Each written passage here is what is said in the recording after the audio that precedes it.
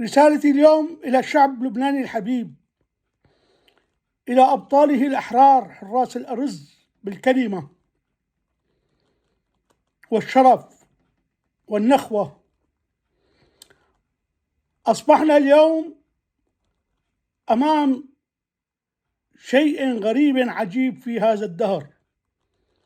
كل الكرة الأرضية أجمعت على احترام الجيش اللبناني، إلا عدو واحد شرير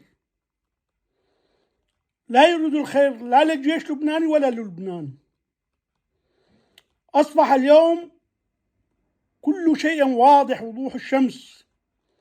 هذا العدو الشرير الذي دمر الأوطان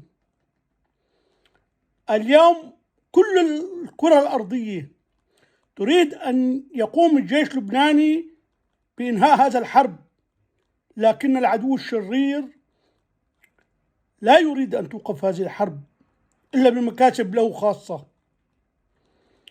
أدعوكم يا أحرار لبنان أن يكون هناك سرقة بالتفافكم حول الجيش اللبناني، وأن تتوجهوا وأن توحدوا الصفوف.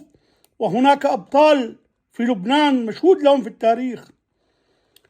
أن يكون زحف الشعب اللبناني إلى مقرات الجيش اللبناني حاملين الورود تأييدا وتعزيزا لمهمته الجبارة. واجهوا الشر بالحب للجيش اللبناني. أصبح المشهد بحاجة لهذا الموقف. ورودكم هز كيان هذا العدو ومن يمثله. أدعوكم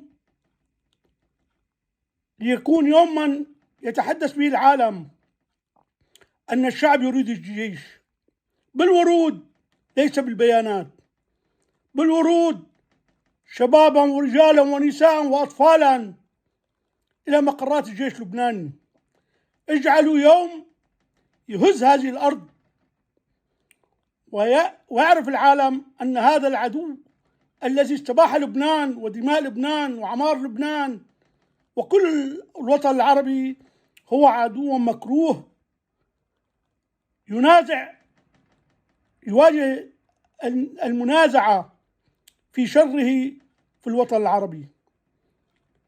قلوبنا معكم يا أهل الحرية والكرامة، وحريتكم هي حريتنا، وشكرا لكم.